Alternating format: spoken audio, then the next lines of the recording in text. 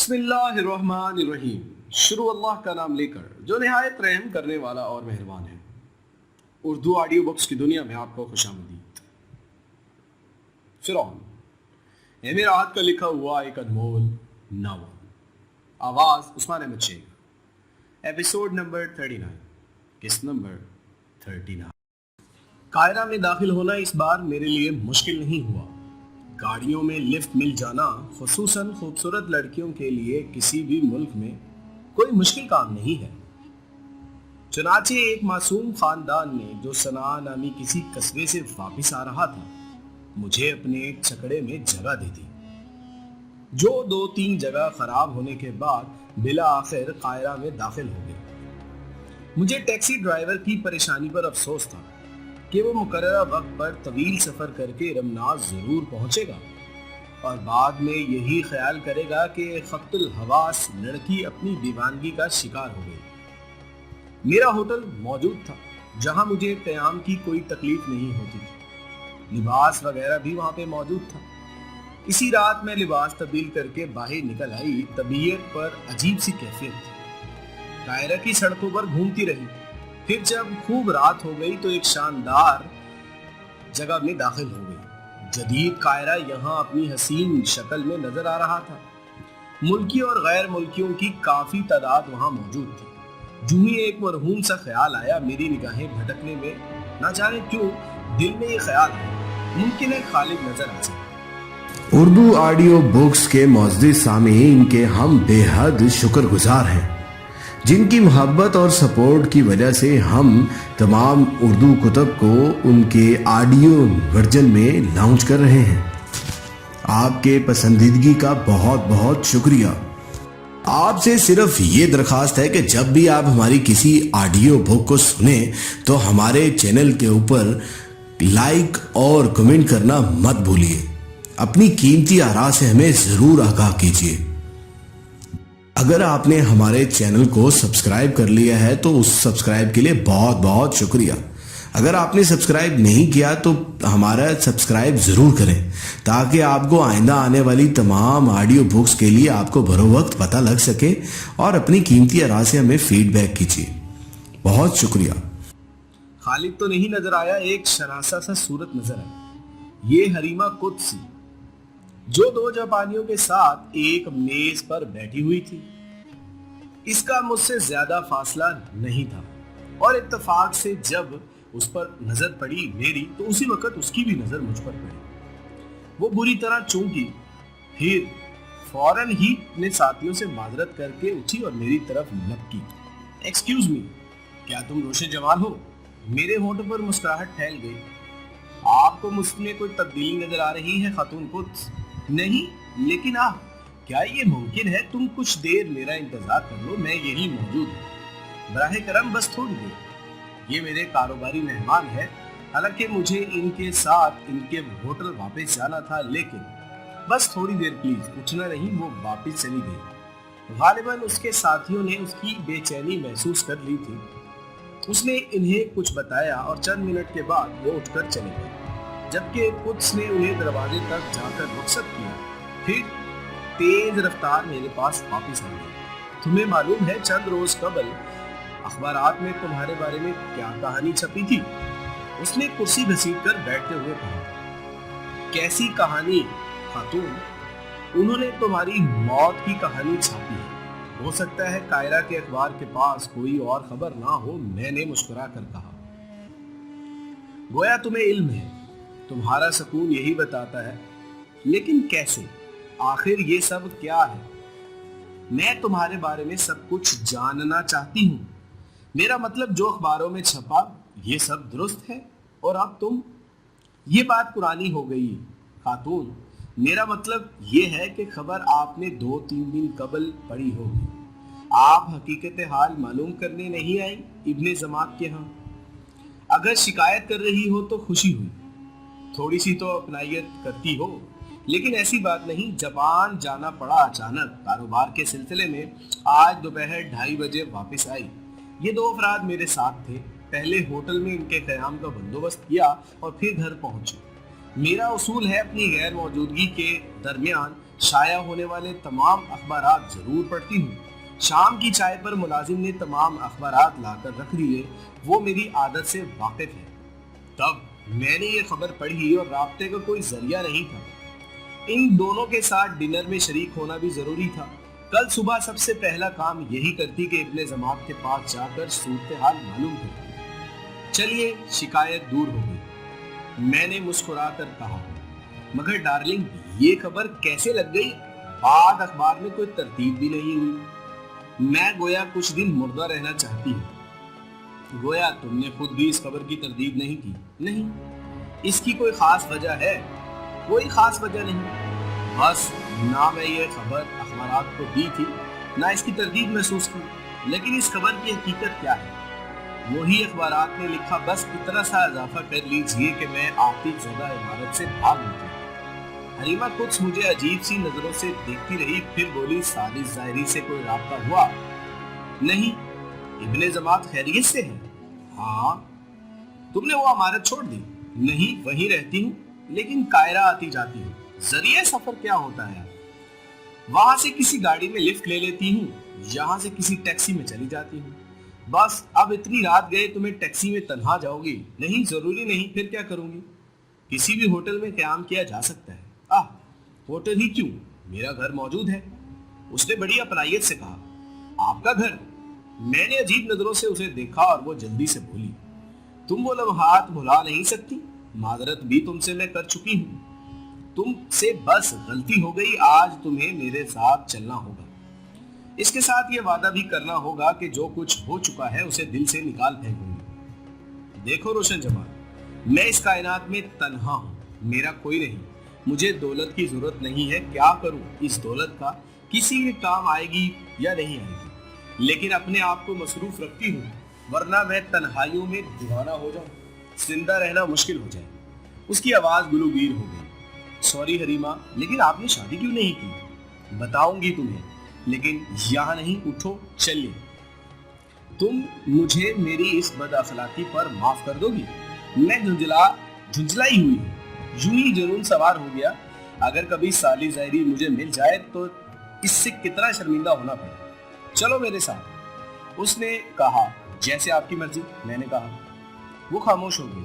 ہم دونوں جب عمارت کے کمپاؤنڈ میں گاڑی کے قریب آئے تو طلعت بن عماد بھی وہاں کھڑا ہوا تھا اور وہ معنی خیز نظروں سے دیکھ رہا تھا۔ میں نے مسکرا کر اس کی خیریت پوچھی۔ میں ان دونوں کے ساتھ کھانا کھا چکی ہوں، تم کھانا کھاؤ گی؟ بالکل نہیں، میں بھی کھانا کھا چکی ہوں۔ اس عالم میں مشغلے کے طور پر کچھ کھانا پینا پڑ جائے تو ایک الگ بات ہے، ورنہ مجھے کوئی خواہش نہیں۔ وہ مجھے اپنے خوابگاہ میں لے گئی، پھر بولی، لباس تبدیل کر لو، میرے خیال میں میرے لباس تمہارے بدن پر آ جائیں گے۔ نہیں، میں یوں ہی ٹھیک ہوں، جیسے تمہاری مرضی، آرام سے بیٹھ جاؤ۔ ہاں، تم نے مجھ سے شادی کے بارے میں پوچھا تھا۔ ہاں، آپ نے زندگی کیوں ایسی اپنا رکھی ہے؟ دنیا بہت بڑی ہے روشن جمال، کیا میں تمہیں پیار سے روشنی کہہ سکتی ہوں؟ مجھے پیار کرنے والے مجھے اسی نام سے مخاطب کرتے ہیں۔ تم ہو بھی اس قابل، میں تمہارے بارے میں جان کر دنگ رہ گئی۔ آپ کو میرے بارے میں کیسے علم ہوا حریمہ؟ یہ بعد میں بتاؤں گی، میں تمہیں دنیا کے بارے میں بتا رہی ہوں۔ میں بچپن ہی سے الجھ گئی ہوں، ہوش سنبھالا تو ماں نہیں تھی، باپ کاروباری آدمی تھے، انہوں نے میرے لیے آسمان سے تارے توڑ کر دیے، لیکن وہ محبت نہ دے سکے جو ان تاروں سے زیادہ قیمتی تھی۔ حریمہ قدس نے کہا اور صوفے کی پشت پر ٹیک لگا کر آنکھیں بند کر لی، جیسے ماضی کے نقش ذہن میں اجاگر کر رہی ہوں۔ کھلی کھڑکی سے چاند کی ایک کرن ان کے چہرے پر پڑی جو بے حد پراسرار لگ رہی تھی۔ کچھ دیر کے بعد انہوں نے آنکھیں کھولی اور چاندنی سی دودھیا ہو گئی۔ انہوں نے اپنا چہرہ کرن کی زرد سے ہٹایا اور بے اختیار مسکرا کر پڑی۔ آج چاند کی 14ویں تاریخ ہے، شاید، میں نے کہا۔ جانتی ہو اس کرن نے مجھے کیا یاد دلایا؟ نہیں، جب بھی چاند کی 14ویں کو قاہرہ میں ہوتی ہوں تو رات کو دریائے نیل کی سیر کو ضرور نکلتی ہوں۔ میرے پاس ایک خوبصورت موٹر لانچ بھی ہے جو ضرورت کے وقت بادبانی کشتی میں بھی بن جاتی ہے۔ نیل کے پانی میں لاتعداد باہر نیل کی صحرا کو اپنے اس چاندنی رات میں لطف اندوز ہوتے ہوئے دیکھا۔ شاید تم یقین نہ کرو، آج بھی مصر کی ملکہ کلوپترا سنسان چاند کی رات میں نیل کی سیر کو نکلتی ہے۔ आप रूहों पर यकीन रखती हैं? 100%। अगर तुम्हारे अंदर हिम्मत है तो आज भी देख लो। बोलो चले? मुझे एतराज नहीं, मैंने हंसकर कहा। आओ फिर बाकी बातें वहीं करेंगे। अजीब सी औरत थी, भटकी भटकी अपने आप में उलझी उलझी। ताहम मुझे रात गुजारनी थी, चांदनी रात में नील को देख लिया जाए। हम आ गए। तलबी नमाज जाग गया। हरीमा ने उसे अपनी मोटर बोट की चाबी तलब की और इसमें डीजल वगैरह मौजूद है। आपकी हिदायत के मुताबिक मैंने जापानी मेहमानों की सैर के लिए तैयार कर लिया था। हाँ ठीक है, मगर नील की हसीन रात इसलिए नहीं बल्कि रोशनी के लिए है, हरीमा ने कहा। मैं इसके साथ चलती हुई साहिल पर आ गई। इस साहिल को मैंने बार बार हरीमा की रिहाइशगाह की छत से देखा था और न जाने क्यों मुझे लग रहा था। और एक बात, मैंने सुभान और फैजान ने मेरा ताक़ुब भी इसी जगह पे किया था। मुझे एक मकबरा मिल गया था। इस जगह गैर मुनासिब था। हरीमा ने मेरे एक सवाल भी मुकम्मल का जवाब नहीं दिया। अगर इस मकबरे का जिक्र करती तो जाने क्या सूझ जाती। एक महज हिस्से में बाकायदा प्लेटफॉर्म बना हुआ था जिसकी नीचे पानी में स्टीमर मौजूद था। इसमें पहुंचते ही सीढ़ियां बनी हुई थी। ये स्टीमर एक हुक के साथ बंधा हुआ था जो किनारे पर बाकायदा रबड़ के टेपर के साथ लगा हुआ था। इससे कि इसकी दीवार खराब नहीं। जबकि स्टीमर का लॉक खोला और बड़ा खूबसूरत था। दोनों इसमें सवार हो गई। रीमा ने जरूरी दवाइयां सेल्फ स्टार्ट किया। स्टीमर का इंजन स्टार्ट हो गया। इसका रुख पानी की तरफ कर दिया। खामोश माहौल, इंजन की आवाज बहुत जबरदस्त महसूस हो रही थी। नील पर तैरती हुई कश्ती सड़क की तरफ, चारों तरफ सोना बिखर गया। हरीमा ने रफ्तार तेज कर दी। मैं रेलिंग पकड़े खामोशी से खड़ी रही। फिर हम बहुत दूर निकल। इतना फासला कर लिया, हरीमा ने अब शहर की रोशनियां भी नजर नहीं आ रही। फिर उसने रफ्तार कम कर दी। जबकि रफ्तार बिल्कुल खत्म हो गई, इंजन बंद हो गया। इसके बाद इसके मैकेनिज्म को छेड़ने लगी और एक छोटा सा बटन दबाया तो फिजा खुलकर सामने आ गई और इसमें हवा भर गई। हरीमा ने रुख पसंद करके इसे फिक्स किया और फिर अपनी जगह से हटकर आगे बढ़ गई। फिर स्टीमर को किनारे पर फर्श पर फिक्स करने लगी। कश्ती रानी का लुत्फ बादबान और मोटर बोट को तो हिजान महसूस करती थी। यकीनन मैंने जवाब दिया। तो मैं कह रही थी ना कि मेरे पापा ने मुझे कायनात की हर आसाइश मुहैया की, लेकिन मुझे मोहब्बत ना दे सके। मैं बचपन से ही प्यार की प्यासी थी। न जाने क्यों मेरे अंदर एहसास कमतरी पैदा हो गया। हर एक का जायजा लेने लगी। हर एक को खुदगर्ज ही समझा। अपनी जरूरत का शिकार एक भी ऐसा ना मिला जो बेगर्ज हो। वो सिर्फ इसलिए मुझे चाहे कि मैं अगर अपनी चाहत ना मिले और किसी को अपने ऊपर मुसल्लत कर, बस इसी ख्याल से मैंने शादी नहीं की। माफ कीजिएगा, आपने अपने ज़बान से अपनी चाहत का इजहार किया था। मैंने कहा, मुझे अच्छी तरह याद है, इस वक्त मैं 9 साल की थी। मेरे पापा ने मुझे इससे मिलवाया और मुझे बहुत प्यारा लगा। उसके दिल में बेशक मेरे लिए कोई जज्बा नहीं था। वो हमेशा मेरे ख्वाबों में महबूब है। इतने जमात इस वक्त नौमर होगा। नहीं, यकीन करो, वक्त उस पर मुंजमिद था।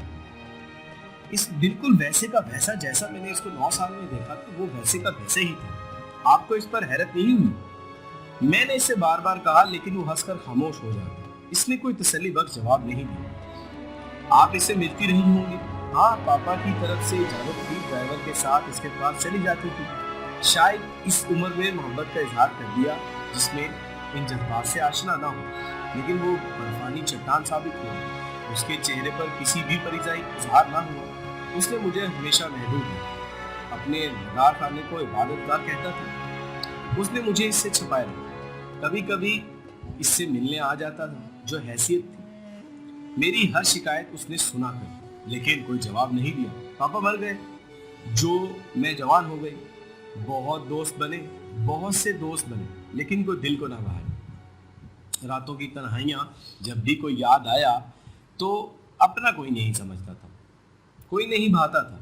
आधी दुनिया घूम चुकी हूँ, मगर इसके लिए बेकुल हूँ। मुझे हैरत है हरीमा कुद्स, आपकी इसकी उम्र में जमीन आसमान का फर्क। आप खुद कहती हैं कि आप 9 साल की थी। माफ करना, मोहब्बत का मफहूम नहीं जानती। वाकई झोंके को चाह सकता है तो फिर वो तो मुजस्सम है। मैं खामोश हो गई। कुछ अजीब सी शख्सियत थी, समझ नहीं आने वाली।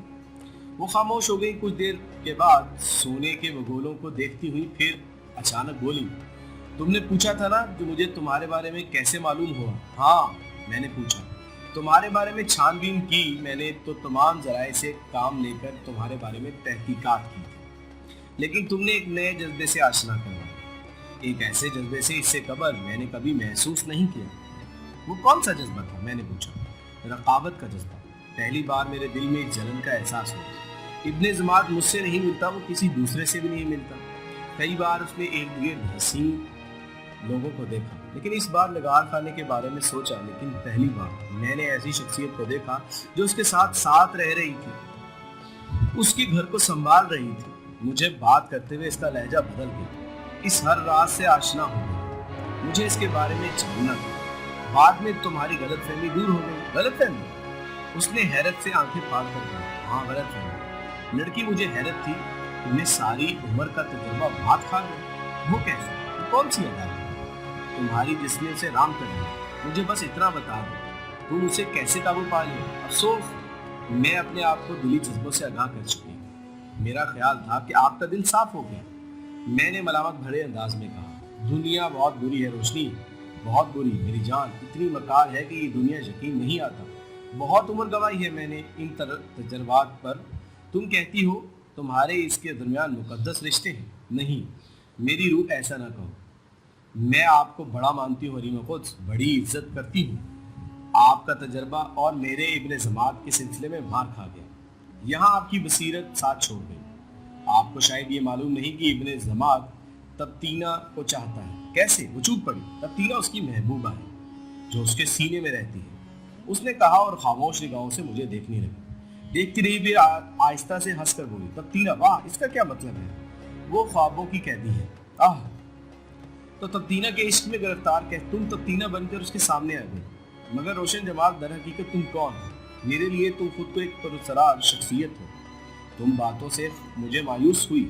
میں نے ہونٹ سکوڑ کر بولا، صرف مایوسی نہیں، دل بھی چلا تمہارا۔ مجھے بتاؤ تم کون ہو؟ یہاں تم تڑپو، اس طرح تل تلماؤ، میری رقیب، میری دشمن جان، میں نے ساری عمر گوا دی، تم چند لمحوں میں اس کے دل میں جا بسی، کیسے گوارا کر لوں؟ وہ دیکھو کلوپترک آ رہا ہے، ملکہ نیل مصر ساحرہ کلوپترا۔ حریمہ قدس بے اختیار کھڑی ہو گئی، میری نگاہیں اس کی طرف اٹھی، جو کچھ نظر نہیں آیا۔ میں کھڑی ہو گئی، میں نے آنکھیں پھاڑ کر دور تک دیکھا، پتہ نہیں کس وقت حریمہ قدس میرے عقب میں آ گئی۔ اس نے پوری قوت سے اسٹیمر کو دھکا دیا اور میرے حلق سے بے اختیار چیخ نکلی۔ بالکل کنارے پر تھا، اس لیے بآسانی دریا نیل میں جا گیا۔ حریمہ قدس کا بھیانک قہقہا گونجا۔ اس نے شاید کچھ نہیں کہا اور جو میری سمجھ میں نہیں آیا۔ حریمہ قدس نے مجھے دریا میں ڈبو کر قتل کر دیا۔ اس نے رقابت سے یہ عمل کیا اور بڑی قانونی عورت تھی، قابل نفرت۔ اس کی نگاہ میں کوئی رشتہ نہیں سمایا۔ یقیناً اسی مقصد کے تحت مجھے اپنے ساتھ لے گئی۔ ابن زماد کتنا قیمتی ہے میرے لیے، ورنہ نہ جانے کیا ہو جاتا۔ رات اتنی گہری تھی جتنی دریا نیل میں پھیلی ہوئی، وقت میں کوئی تبدیلی نہیں تھی، سب کچھ اسی طرح ہوا جس طرح محسوس ہو رہا۔ بس اس جگہ تھی جہاں میری تصویر متحرک ہو رہی تھی۔ بہت دیر تک میں خیالات میں ڈوبی رہی۔ میرے کمرے میں کھڑکی کے تھوڑے سے سرکے ہوئے تھے، پردے ہوئے چاندنی جھانک رہی تھی، اس کے ساتھ ہی فضا میں ایک بو سی پھیلی، جلی ہوئی دھوئیں کی۔ یہ بو بہت دیر تک آ رہی تھی، مجھے صرف احساس نہیں ہوا بلکہ حقیقت تھی۔ مگر یہ بو کہاں سے آ رہی تھی؟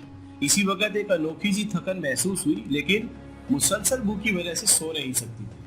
دیکھنا تو چاہا کہ بو کہاں سے آ رہی ہے۔ باہر نکلی تو پورے بدن میں دہشت سی تھرتھری پھیل گئی۔ ابن زماد کے نگار خانے سے دھواں اٹھ رہا تھا، لکڑی کا دروازہ کوئلہ تھا اور اپنی جگہ چھوڑ چکا تھا، روشن دانوں سے دھواں ابل رہا تھا۔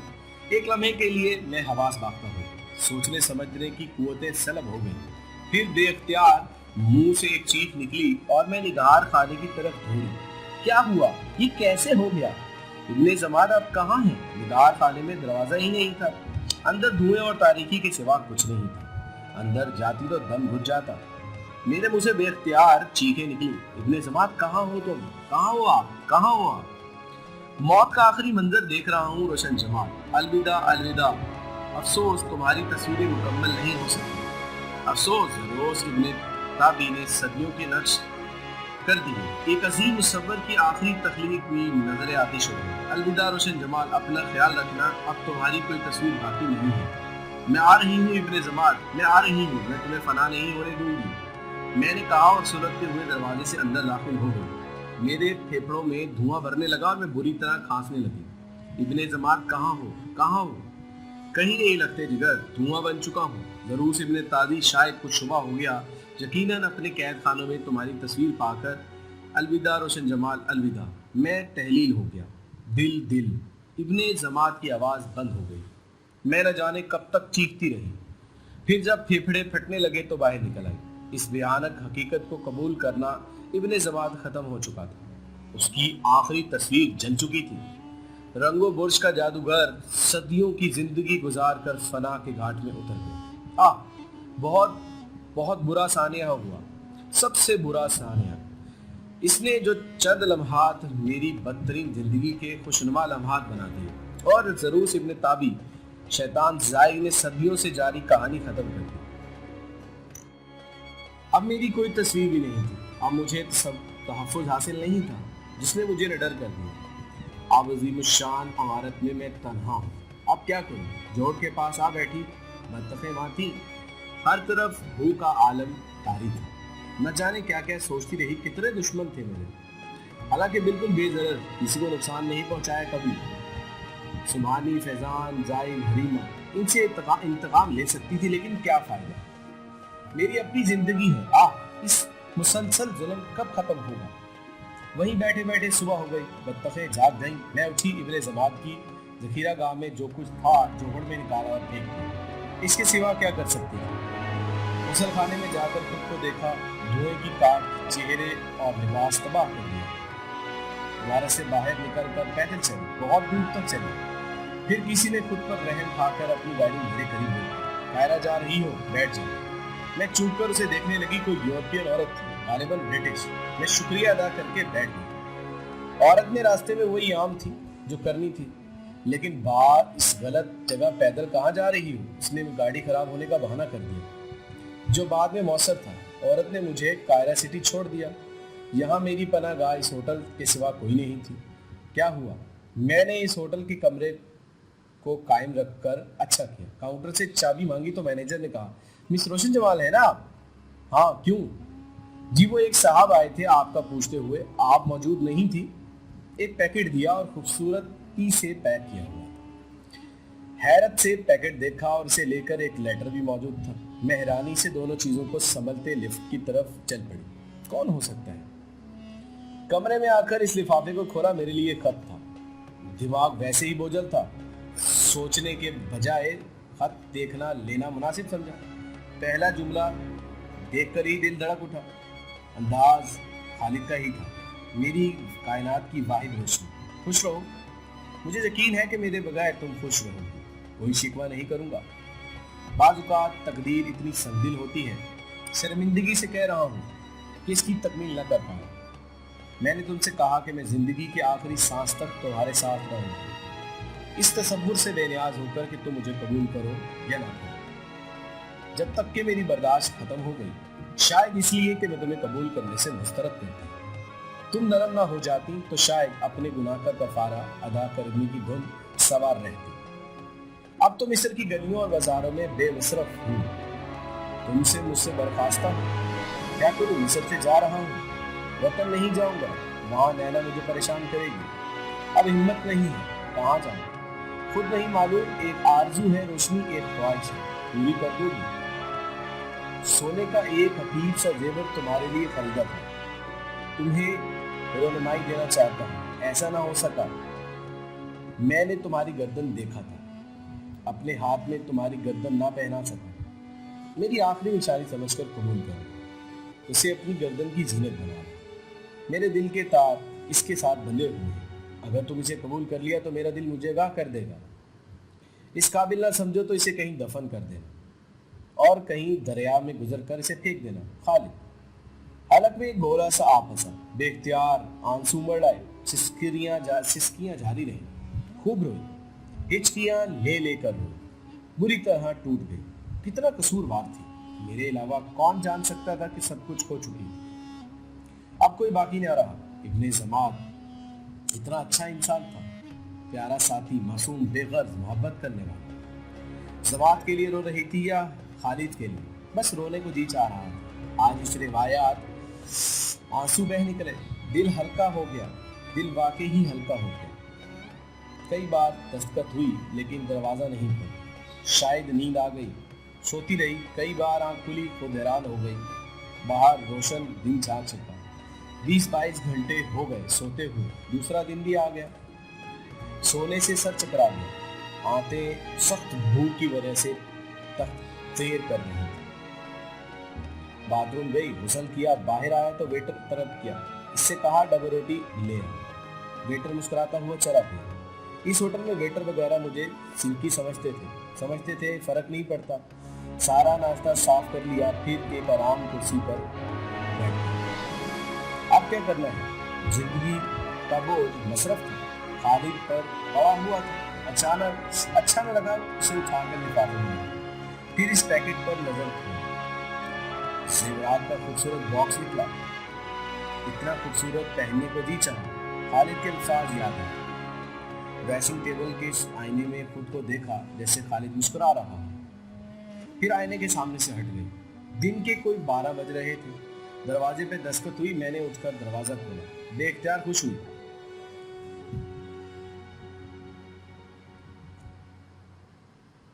बेख्तियार खुश हो गई। इब्राहिम बिल्ची था। मैं तो इसे भूल गई थी, लेकिन वो एक अच्छा दोस्त था। सबसे ज्यादा खुशी इससे बात की बात हुई कि एक शनासा वजूद था। कोई भी है उसे शनासा तो कह सकती थी। बड़े पुरतबाग से उसका खुशामदीद किया। माफी चाहता हूँ, बार बार ये सोचता रहा, मान न मान मैं तेरा नहीं। खैर, इसके बावजूद चला आता हूँ। नहीं मिस्टर बिल्ची, आपकी आमद से मुझे खुशी हुई, बहुत शुक्रिया। इस दौरान 2-3 बार हाजिर हुआ, लेकिन मुलाकात नहीं हुई। आज बस यूं ही चला है। आपकी क्या मसरूफियात है? बस यूं ही बेमकसद जिंदगी गुजार रही हूँ, कोई खास मसरूफियत तो नहीं। कभी कभी मुझे एक निहायत पुरअसरार शख्सियत लगती है। मिस्र की इन दास्तानों का गुदात जो तारीख के औराक में फैली हुई है, जैसे कोई भटकती हुई रूह किसी की तलाश में सरकर्दा है। इस शख्सियत का कोई निशान मिला जिसकी आपको तलाश है? हाँ, उसने खरजीना लहजे में कहा। बिल्कुल। क्या मतलब है? क्या वो शख्सियत आपके पास पहुंच गई? नहीं, वो मिस्र में नहीं है। मैंने खुद को संभाल कर जवाब दिया। बिल्जी चंद लम्हात खामोशी से मुझे देखता रहा, फिर शायद ये सोचकर खामोश हो गया कि मैं उससे ज्यादा कुछ बताना नहीं चाहता। अलबत्ता मुझे ये अंदाजा हो गया कि मेरे सिलसिले में बारात में शाया होने वाली कहानियों से वो ला रही है। कुछ देर के बाद उसने कहा, अगर बुरा ना महसूस करें तो आज रात मेरे साथ डिनर करेंगे। आप बहुत नफीस इंसान हैं मिस्टर बिल्जी, बेलौस बेगर्ज। मुझे आपकी आमद से खुशी है। मैं आपके बारे में बहुत कुछ जानने की ख्वाहिश में हूँ। ये सिर्फ एक जज्बा है जिसके पसे पुष्ट कोई गर्ज नहीं। मुझे अंदाजा है, लेकिन मेरे बारे में जानकर आपको सिर्फ हंसी आएगी। आप इस एहसास का शिकार हो गए। मैं आपसे झूठ बोलकर आपके खुलूस का मजाक नहीं उड़ा सकता। इन दोनों में कोई बात नहीं होगी, आप उस पर एतबार करें। ठीक है, मेरी कहानी इस कदर खुफिया नहीं कि आपसे खामखा छुपाया जाए। तो फिर आज रात को होटल एल्फानो में मेरे साथ डिनर कीजिएगा। मैं रात को 9 बजे आपको यहाँ से पिक कर लूंगा। बेहतर है कुछ पिएंगे? नहीं, इस वक्त तो नहीं, बस इजाजत चाहता हूँ। मैंने उसे पुरखुलूस लहजे में खुदा हाफिज कहा। रात को ठीक 9 बजे उसने मेरे कमरे के दरवाजे पे दस्तक दी। इसका इंतजार कर रही थी। इस ख्वाहिश में फौरन बाहर निकल आई, उसकी कार में बैठ गई। वो सुस्त रवि से कार ड्राइव कर रहा था। उसने कहा, तारीख की इस कदर सरजमीन कुछ ऐसी बातें जरूर हैं जो दिल पर असर रखती हैं। मिस सईदी, आप कुछ कभी महसूस किया? बहुत ज्यादा। पता नहीं रूहों के बारे में मैं नस्बी तसव्वुर क्या है, लेकिन यही एहसास होता है ज़माने कदीम की रूहें आज भी मिस्र की सैर को निकलती हैं। बहुत ही दिलचस्प वाक़यात रोनमा हुए। मसलन मैंने पूछा, काफ़ी दिन पहले की बात है कि गैर मुल्की इलेक्ट्रिकल कंपनी ने यहाँ लाइट के नाम से कुछ शो किए। उन्होंने अभी हलूल एवेन्यू के अलावा चंद शहरों में भी शो किए। इससे मुतल्लिक दास्तानों की बड़ी रिसर्च के साथ रोशनियों के साए की मुंतकिल किया। हुकूमत मिस्र ने उन्हें बादशाहों की वादी की एक ये शो करने की इजाज़त दे दी, हालांकि इसके तकद्दुस का एहतराम करना। फिर खास हिस्सों में कीमती नवादात भी रखे गए, इसलिए यहाँ इस्तेमाल की इजाज़त नहीं। लेकिन वो शो एक हाल में था जहाँ मम्मियाँ वगैरह मौजूद थी। शो का आगाज हुआ, लेकिन नकली ताबूत वहाँ रखे गए, उनमें असली मम्मियाँ उठ खड़ी थी। उन्होंने गैज़ो गज़ब का इजहार किया। 3 कमजोर दिल अफराद की हरकतें कल बंद हो गई। वहाँ भगदड़ मच गई। बहुत से संजीदा लोगों ने इन मम्मियों को अपनी आंखों से मुतहर्रिक देखने के बयानात दिए। बहुत दिलचस्प, मैंने मुस्कुराते हुए कहा। ये तो एक ऐसी बात है जो बेशुमार लोगों के इल्म में आई, लेकिन यहाँ आने वाले सयाह बाज़ औक़ात मुकामी लोगों को ऐसे दिलचस्प मुशाहिदात होते हैं जिनसे ये पता चलता है मिस्र में रूहों का एक अलहदा मुकाम है। पता नहीं ये कैफियत दूसरी जगहों पर किस नोयत की हो, क्योंकि तारीख़ मिस्र सिर्फ मिस्र से ही मुतल्लिक नहीं। मैंने इब्राहिम बल्गी की बात पर कोई तबसरा नहीं किया। कुछ देर के बाद कार होटल अल्फानो के पार्किंग लॉट में पहुंच गई। हम खूबसूरत होटल के डाइनिंग हॉल में जा पहुंचे। हॉल में बहुत सारी मेज़ें भरी हुई थी। बहुत सी मेज़ों पर रिजर्वेशन चिट लगी हुई थी। ये मेज़ भी इब्राहिम बिलजी ने रिजर्व करवाई थी। हमारे बैठने के बाद इस रिजर्वेशन चिट हटा दी गई। इब्राहिम बिलगी ने होटल अल्फा के खानों की बहुत तारीफ की और यहाँ के माहौल की भी।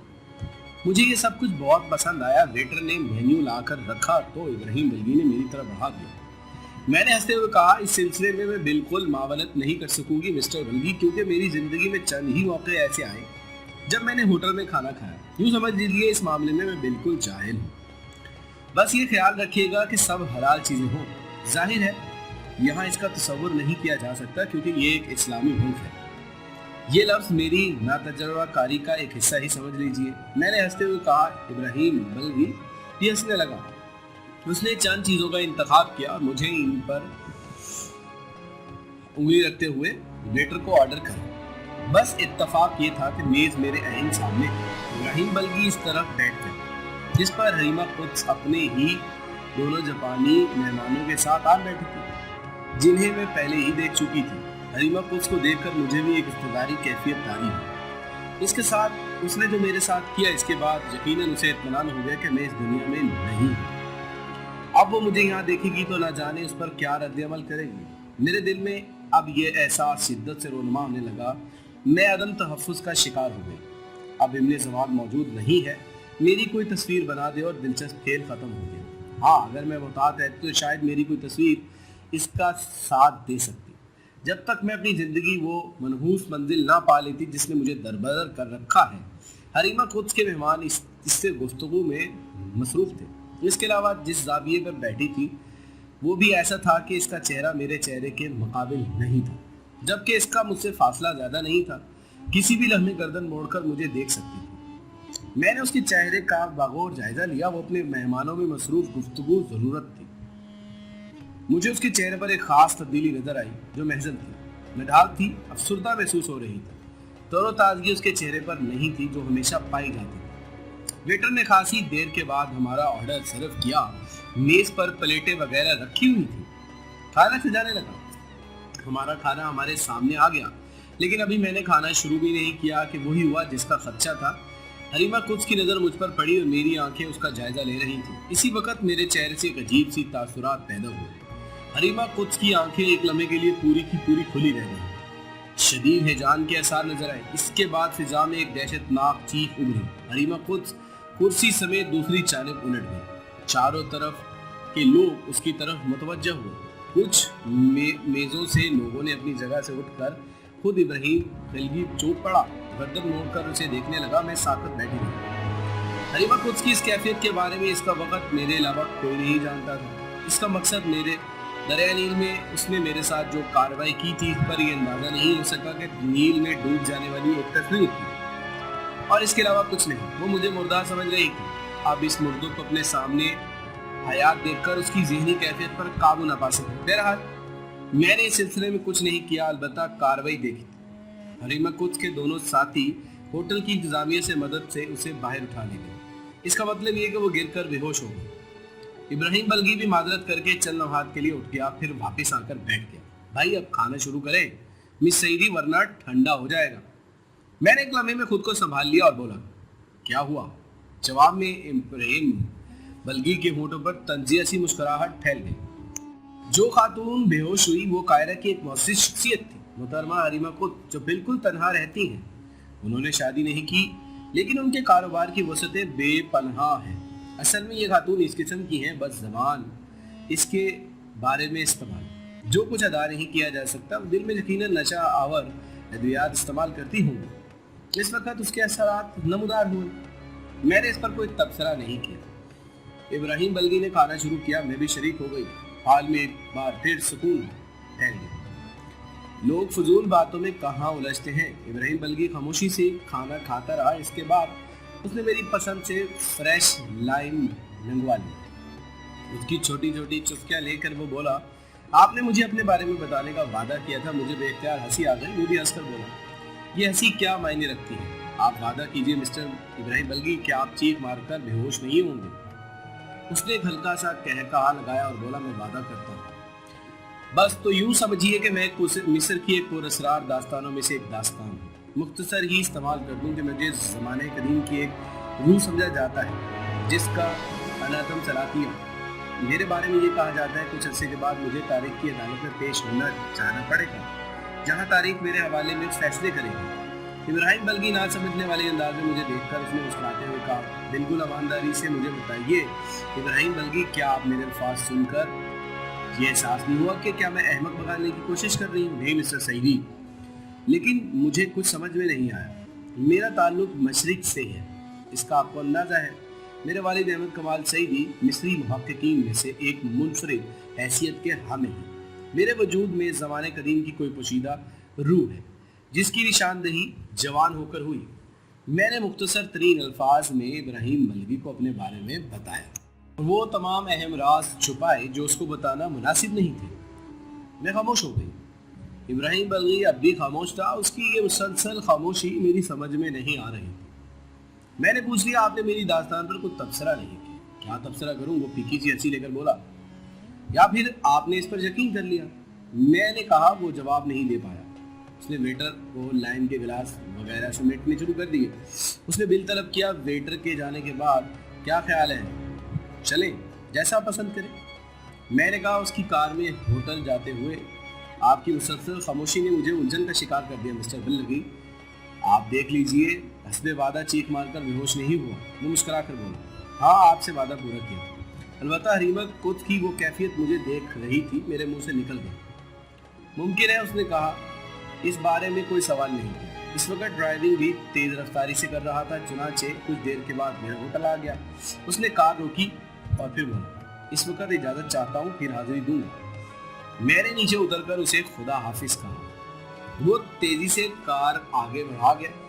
کیا ہوا، میں نے دل میں سوچا۔ آگے بڑھ کر ہوٹل میں داخل ہوئی، بستر پر متضار سوچے۔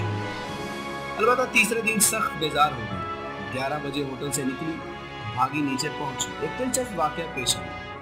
ہوٹل کے سامنے فٹ پاتھ پر چل رہی تھی، کوئی عقب سے میرے پاس آ گیا۔ میڈم رک جائیے، میڈم۔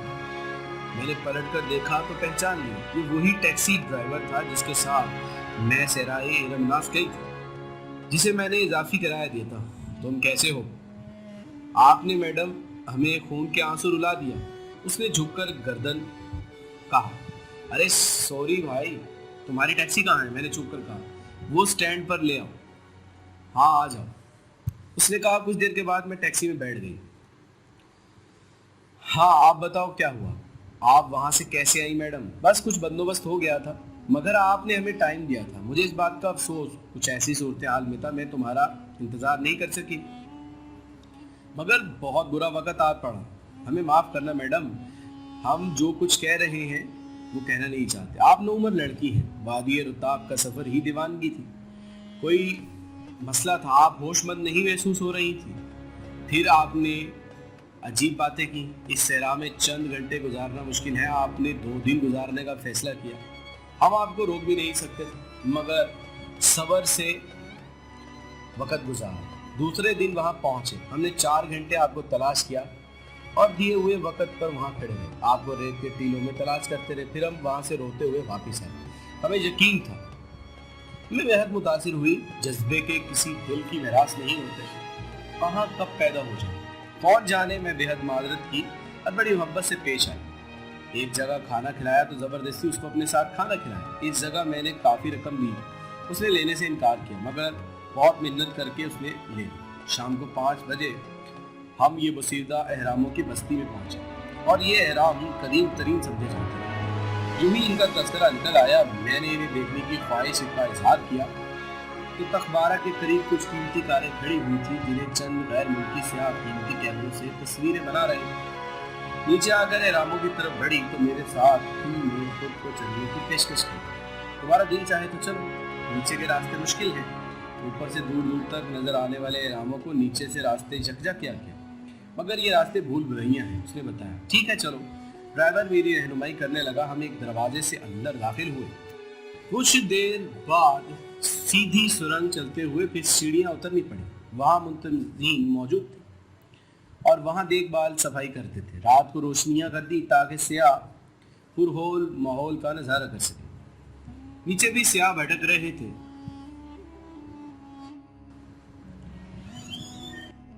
ہر سو بہت سناٹا طاری تھا۔ اگر کہیں قریب کسی سیاح کے قدموں کی چاپ ابھرتی تو یہی محسوس ہوتا کہ زمانے قدیم کی کوئی ممی اچانک تابوت سے نکل کر چھپکے سے ساتھ چل پڑی۔ مقبروں میں رکھے ہوئے تابوتوں میں صدیوں کی داستان سو رہی۔ میں انہیں دیکھتی رہی اور آگے بڑھتی رہی۔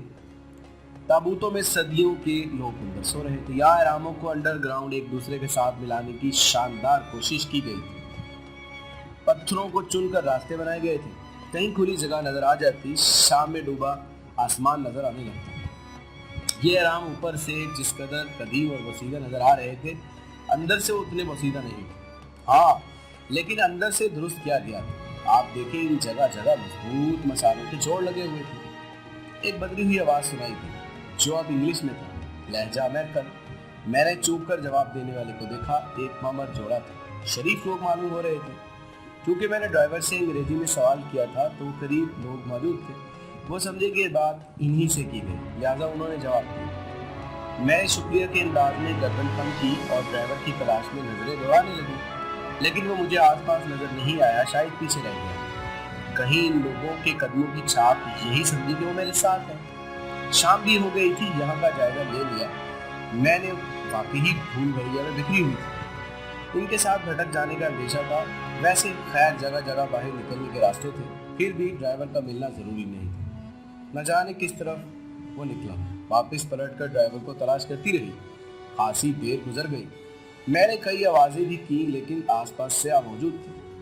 اس طرح کسی کو حلق پاڑ پاڑ کر آواز دینا مناسب نہیں تھا، چنانچہ اس کے سوا کوئی چارہ بھی نہیں تھا۔ اب جو کھلی جگہ نظر آئی اوپر جاؤں، پھر راستوں کا تعین کر کے ٹیکسی تک پہنچنے کی کوشش کروں۔ لیکن کمال کی جگہ تھی، کسی ایک سم سے گزرنے کے بعد اس سم سے دوبارہ گزرنا ناممکن سا معلوم ہوتا۔ کوئی 20-22 منٹ تک بھٹکتی رہی، پھر ایک ایسی جگہ نظر آئی جہاں سے اوپر پہنچ جا سکتا تھا۔ ذہنی طور پر خاصی الجھ گئی تھی۔ وہاں وہ سیدھا سیڑھیوں کے ذریعے اوپر چڑھ گئی، کھلے آسمان تلے نکل گئی۔ لیکن یہاں آس پاس وہ جگہ موجود نہیں تھی جہاں پارکنگ تھی، بلکہ ایک ایسی ناہموار جگہ تھی جہاں پتھر کی بڑی بڑی چٹانیں سرہانے کھڑی تھی۔ وہاں گاڑی آ ہی نہیں سکتی تھی۔ میں نے شام کی دھندلاہٹ لائٹوں میں ایک سمت متعین کی اور چل پڑی۔ بوسیدہ احراموں سے گزر کر گزرنا اندازہ لگانا بھی مشکل ہے، لیکن ایک جیسے ہی بہرحال ان کے درمیان سے گزر کر کہیں نہ کہیں تو پہنچ جاؤں گی۔ میں جمے قدموں سے ان چٹانوں کا راستہ طے کرتی رہی اور آگے بڑھتی رہی۔ کوئی 100 قدم بھی نہ چلی ہوں گی کہ بڑی بڑی چٹانوں کے درمیان 4 افراد نکل آئے۔ ان کے جسموں پر چمڑے کے لباس تھے، مقامی ہی معلوم ہوتے تھے لیکن خطرناک شکلوں کے مالک تھے۔ ان کے ایک ہاتھ میں پستول دبا ہوا تھا۔ میرا دل دہک گیا۔ ان کا انداز کافی خطرناک نظر آ رہا تھا۔ پستول والے شخص نے ہونٹوں پر انگلی رکھ کر مجھے خاموش رہنے کا اشارہ کیا اور مکروہ انداز میں مسکراتا ہوا میرے قریب پہنچا۔ اس نے غراتی ہوئی آواز میں کہا، تم چیخنے کی کوشش کرو گی، نہ کوئی جدوجہد۔ پستول میں سائلنسر لگا ہوا ہے، اس کی تمام گولیاں تمہارے بدن میں اتر جائیں گی۔ میرا بدن کانپ کر رہ گیا۔ لاکھ نظر بننے کی کوشش کی لیکن بہرحال انسان تو انسان ہوتا ہے، خوف تو دل کے گوشے گوشے میں ہوتا ہے۔ اس کے باوجود میں نے سہمی ہوئی آواز میں کہا تھا، تم کیا چاہتے ہو؟ اس شخص نے میری کن پٹی پر پستول رکھ دی اور میرا بازو پکڑ کر بولا، بس خاموشی سے میرے ساتھ چلی آؤ، چلو۔ اس نے مجھے بے دردی سے دھکا دیا۔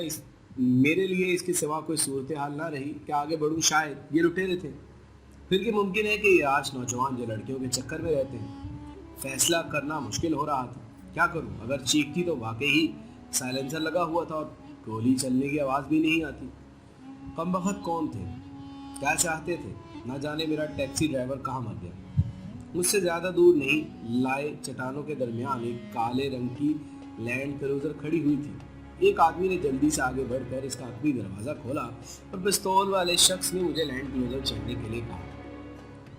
ना नहीं, मेरे मुँह से सहमी आवाज़ निकली, लेकिन शक्की कल्ब ने इस तरह धक्का दिया कि मैं औंधे मुंह लैंड क्रूजर में जा पड़ी। मेरी टांगें बाहर रह गई। उन्होंने बुरी तरह मरोड़ कर अंदर ठूसा। मेरे मुंह से चीख निकल गई। दरिंदा सख्त लोग मुझे लैंड क्रूजर में घुसा दिए। एक ने ड्राइविंग संभाल ली। लैंड क्रूजर का इंजन स्टार्ट हुआ। पिस्तौल वाले शख्स ने मेरे बाजू को थपथपाकर सब लहजे में कहा, तुम सीधी होकर बैठ जाओ, मुझे एतराज नहीं। मैं तुम्हारे हाथों का सहारा लेकर उठने की कोशिश करने लगी, लेकिन सीटों के दरमियान फंस गई, इसलिए ना उठ सकी। उसने मुझे सहारा देकर बिठा दिया, मगर ये सहारा ऐसा था कि बाजू का गोश्त कुचल कर रह गया। मेरी आंखें आंसुओं से भीग गईं। इन वैश्यों के सामने जबान खोलने की जरूरत नहीं। क्या पूछती? रुखसार पर आंसू बहते हुए और आंखों के दरमियान धुंधलाहट सी आ गई। आंखों के सामने धुंधलाहट से आ गई। क्या पूछती? लैंड क्रूजर कहाँ जा रही है? इख्तिताम कहाँ होगा? नहीं मालूम। चक्कर आ रहे थे। शाम रात में तब्दील हो गई। फिर ये सफर खत्म हुआ। पिस्तौल बरदार शख्स ने जेब से एक काला रुमाल निकालकर मेरी आंखों पर बांध दिया। फिर मुझे गाड़ी से नीचे उतारा और पहली बार मेरे मुंह से रंधी हुई आवाज में, तुम लोग मुझे कहाँ ले जा रहे हो? खामोशी जिंदगी की जमानत है, इसलिए खामोश हो। वही मनहूस आवाज जो अंधों के साथ चलती रही, कोई अंदाजा नहीं। फिर मुझे चंद सीढ़ियां अबूर करनी पड़ी। मुझे बाजू से सहारा देकर आंखें बंद थी, मेरे पता नहीं चल रहा था। फिर ये सफर खत्म हुआ। वहां रोशनी फैली हुई थी, इसलिए आंखें बंद हो गई। जो कुछ वापस पलटा, मैं देर तक हथेलियों से आंखें मलती रही। खुलने के बाद पत्थरों से भरा हुआ फर्श, पथरीली दीवारें जिनके हिस्से वे रोशनदान बने हुए थे। इसके बावजूद यहाँ सीलिंग की धूप। 8 सीढ़ियाँ ऊपर लकड़ी का मजबूत दरवाजा था जो ऊपर से बंद कर दिया गया। इस जगह को दूसरी तरफ से एक दरवाजा नजर आता था। यकीनन ये भी दरवाजा बंद होगा, मगर अब क्या होगा? ये कौन बदबख्त जो रहम से आशना था? उन्होंने मेरी एक ही बदन बुरी तरह दुख रहा था। भेड़ियों के दरमियान कोई मुश्किल वक्त ऐसी भयानक मुश्किल नहीं पड़ी। दिल को समझाने लगी, फिर मुझसे हालात कैसे होंगे। पूरा रात उन्हें मेरा तहफ़्फ़ुज़ करते हुए मुझे नुकसान नहीं पहुंचेगा, इसका इक़दाम कायम रखूं। अचानक अभी दीवार से कुछ सरसराहट सुनाई दी। मैं उछल पड़ी। दीवार नीचे एक सुराख से 2 स्याह रंग के मोटे चूहे निकल आए। एक दूसरे पर दौड़ रहे थे और झोंक कर मेरे करीब आ गए। मेरे हल्क से चीख निकली। खौफज़दा होकर कई फुट दूर चले, फिर मुहारे से में सर पकड़कर दौड़े। दफातर अंदरूनी दरवाजे में धक-धक की आवाज़ें सुनाई दी। मैं थक गिर गई। धक-धक की आवाज़ कई मरतबा बड़ी मेहनत करके इस तरफ गई, बढ़ गई। फिर दरवाजे के करीब पहुंचकर मेरे सामने की आवाज़ में कहा, कौन? दरवाज़ा खोलो। दूसरी सिंह से जवाब मिला। मैं सोच में डूब गई, न जाने कौन है। फिर दरवाजे पर गौर किया, इस तरफ से बंद था। ऊपर 2 मोटी मोटी कदीम चिटखनियाँ लगी हुई। उन्हें खोलने से पहले मैंने हिम्मत करके पूछा, कौन हो तुम? बराए करम दरवाज़ा खोलो, तुम्हें ये मालूम नहीं कि मैं कौन हूँ? दरवाज़ा खोलो। न जाने क्यों मुझे आवाज़ में शनासाई से लगी। मैंने हिम्मत करके दरवाज़ा खोल दिया। इसके बाद दरवाज़ा खुल गया। दूसरी जानब मदम मदम रोशनियाँ थी। मैंने आंखें फाड़ फाड़ कर इस शख्स को देखा जिसका लिबास खून के धब्बे थे। हुलिया बुरी तरह बिगड़ा हुआ था। चेहरे पर वहशत छाई हुई थी, लेकिन इन तमाम बातों के बावजूद इब्राहिम बल्गी को पहचान लिया। उसे पहचान कर मेरा दिल दहक गया। उसने भी मुझे पहचान लिया। वो ऐसा से बोला, आ जाओ इस तरफ, तुम्हारा नाम रोशन जमाल है ना? आओ, मैं खड़ा हूँ, मेरा सारा वजूद जख्मी है। वो बेख्तियार दूसरी जानब पहुँच गया। वहाँ भी बिल्कुल सफ़ेद फर्श था, इसके अलावा कुछ नहीं। इब्राहिम बल्गी लंगड़ाता हुआ चंद कदम बढ़ा और इसके बाद दीवार का सहारा लेकर ज़मीन पर बैठ गया। क्या हुआ मिस्टर बल्गी? आप मैं समझ गई। आपसे कहा था आप एक मनहूस वजूद रखती हैं, मुझसे मोहब्बत करने वाला मेरी नजूसत का शिकार हो जाए। आपने मेरी बात पर यकीन नहीं किया। आपने देखा मैंने गलत कहा था। इब्राहिम बल्गी आहिस्ता कराते हुए, फिर मध्यम लहजे में बोला, बड़ी अजीब दास्तान है, बहुत ही अजीब। शायद मैं अपनी बदगुमानी की वजह से इस अदियत का शिकार हूँ। मेरे साथ जो वाक़यात हुए, सच्ची बात यह है कि मैं इन्हें अपने लिए एक सज़ा तस्वुर करता हूँ। मुझे खुशी से आपसे मुलाकात हुई मिस्टर सईद। इस तरह मुझे कम से कम आपसे माफी मांगने का मौका मिल जाए। मगर आप यहाँ कैसे? मुझे अगवा करके लाया गया है। मुझे यकीन है इब्राहिम बल्गी ने जवाब दिया। क्या मतलब? मैंने हैरानगी से पूछा। उसने दीवार से पुष्ट लगाई और आंखें बंद करके गहरी सांस लेने के बाद बोला, हकीकत यह है कि मैं बड़ा बददिल हो गया। मुझे दुख है कि आप इस कहानी में इंतहाई माजरत के साथ गुजर रहे हैं। इस वक्त मुझे आपकी शख्सियत बेहद हल्की महसूस हो रही है। जब आपने मुझे कहानी सुनाई मैंने ये समझा कि आप अहमद बना रहे हैं, लेकिन इससे पहले आपको मिस्र की सरजमीन पर रूह की कहानियाँ सुन चुका था। आपने अपनी कहानी इसी किस्म की सुनाई। मैं एक अहमद इंसान समझती थी। इस कहानी से मुझे बेवकूफ़ बना रही है। बस मैं बददिल हो गया। लेकिन जो कुछ हुआ उसने मेरी आंखें खोल दी। उसने अपनी हमाकत की माफ़ी मांगना चाहता हूँ। ये मतलब आपकी इस वक्त खामोशी का मतलब मैं समझ नहीं पाई। मिस्टर इब्राहिम बल गई, बल्कि बहुत देर तक हैरानी में खड़ी रही। मेरी दास्तां सुनने के बाद कैसी काफियत का इजहार हो, ये मतलब आपकी खामोशी का। हाँ, इसका सिला बहुत दिलचस्प है। लेकिन ये बताइए कि आप यहाँ कैसे मौजूद हैं? ये सब कुछ क्या हुआ आपके साथ? मैंने उस वक्त आपको ये बात बताई थी जब हरीमा कुद्स चीख मारकर बेहोश हुई थी। मेरा इससे थोड़ा सा साथ रह चुका था। हम दोनों एक दूसरे के लिए अजनबी नहीं थे। आपने ये भी कहा कि मुझे हरीमा कुद्स से आप बेहोश होकर गिर गए, मगर इस वक्त उसकी जहनी कैफियत का शिकार थी जिसका एतराफ आपने किया। और बाद में मुझे मालूम हुआ कि ये एक अल्फाज सच है। यानी उसने आंखें फाड़ कर पूछा, उसकी कैफियत आपने देखी हुई है? इब्राहिम बल्गी ने कहा, हाँ देखी है। उसका कहना है कि उसने आपको कत्ल कर दिया। आप कैसे बच गए? मेरा ख्याल है मैं इब्तिदा से आपको बताऊं, वो अफसरदा हो गया। आप जैसी नफीस खातून ने मुझे अपने बारे में ऐसी कहानी सुना दी, मेरे जज्बात की तौहीन। दूसरे दिन वो अफसरदगी से शाम तक अपने दफ्तर में फरागत करने के बाद घर की बजाय यूं ही सुनसान जगह पर मेरी कार रुकवा कर गन पॉइंट पर मुझे ज़बरदस्ती कार में मुंतकिल किया। यहाँ रिमन ने मुझसे मुलाकात की, तारुफ करवाया और पिछली शरासाई के बारे में मुझे बताया। फिर तुम्हारे बारे में पूछा। उसने खुद ही मुझसे पूछा कि क्या आप एक पुरसरार कतल हैं? आपको कई बार कत्ल किया जा चुका है, लेकिन आप कहीं ना कहीं से दोबारा नजर आ जाते हैं। आपको जिंदा देखकर जहन को काबू नहीं पा सकती और आपकी दास्तान सुनी। कुछ हिस्सों की तस्दीक, इसके बाद मैंने बेशक बुराई आपका पता पूछा। इसके बाद इनकार करना गजब, इस पर जुनून सवार हो गया। उसने चमड़े के हंटर से मुझे मार मार कर उधेड़ दिया। उसके बाद चंद अफराद थे उसकी मदद कर रहे थे। माफ़ी चाहता हूँ मिस सईदी, इसके बाद जख्म खाने की हिम्मत न हुई। मुझे आपका पता पड़ा, मैं अफसरदा हो गई। मैंने शर्मिंदगी का इजहार करते हुए कहा, मेरी वजह से अमूमन लोग मुश्किलात में आ जाते हैं। मगर इसकी दीवानगी हैरान कुन थी। वो कतई गैर महज़िब हो गई। न जाने उसके साथ क्या हुआ। वाकई उसने पहले आपको कत्ल करने की कोशिश की थी? हाँ, मैंने ठंडी सांस लेकर कहा। उससे आपकी क्या दुश्मनी है? इब्राहिम बलगी फिर खामोश हो गए। बाहर से कई इंसानों के बोलने की आवाज़ें हो गई। इसी में हरीमा की आवाज़ भी थी। कहाँ है वो शैतान ज़ाती? खूब, शायद अपने दोस्त के जख्मों का इलाज कर रही है। जाओ इन दोनों को इधर लाओ। हरीमा चंद लम्हों में यहीं आ गई। उसके साथ 3 मुकामी अफराद भी थे जो सूरत हाल से जराइम पेशा मालूम हो रहे थे और बड़ा खतरनाक नजर आ रहे। हरीमा का चेहरा सुर्ख हो गया और वो आंखों से मुझे देखने लगी और सर अंदाज में खामोश खड़ी हुई। अरे इब्राहिम बल्गी, तुम्हारा क्या ताल्लुक है इससे? यहाँ दाखिल होते हुए तुमने मुझे शैतानज़ादी कहा। मैंने बददस्तूर सद लहजे में कहा, इसे लेकर तीसरे कमरे में ले जाओ। उसने अपने साथियों से कहा और वापसी के लिए मुड़ गई। वो तीनों मेरे पास आए, लेकिन उसके कुछ कहने से कबल मैं उनके साथ चल गई। ये तीसरा कमरा भी ज़ेरे ज़मीन था, कुछ फासले पर था। इनमें चंद कुर्सियां और एक कोच पड़ा। हरीमा कुद्स इसकी कुर्सी पर बैठ गई और गहरी सांस लेकर खड़ी, जैसे अपने गुस्से को ठंडा करने की कोशिश कर रही। इन तीनों को बाहर ठहरने के बाद वो बाहर निकल गए। इब्ने जमात कहाँ है? मर चुका है, मैंने जवाब दिया। बकवास करती हो तुम, वो बुरा कर बोला। तुम्हारे बारे में मुझे इल्म हुआ कि तुम एक कारोबारी औरत हो और मुहज़्ज़िब हो। तुम्हारा दूसरा रूप शायद लोग नहीं जानते। तुम बाकायदा जराइम पेशा और बदतमीज औरत हो, जिस बात का सलीका भी नहीं। इब्ने जमात कहाँ है? शायद तुम बहरी हो गई हो। देखो मैं क्या क्या करूं, इसे ना जानो तो बेहतर। मुझे बता दो इब्ने जमात कहाँ है? अरे छोड़ो हरीमा कुद्स, ऐसे पालती कुत्तों पर अकड़ कर तुम अपने आप को 30 मार खान समझती हो, मगर मैं तुमसे नहीं डरती। ज्यादा से ज्यादा तुम मेरा क्या बिगाड़ सकती हो? वो भूखी बिल्ली की तरह मुझे घूरती रही। फिर उसने आंखें बंद करके कोच उठाया। चंद लम्हात इस तरह बैठी रही। इस दौरान एक कुर्सी पर बैठ गई। इब्ने जमात कहाँ है? इस बार उसने आंखें बंद करके कहा, वो मर चुका है।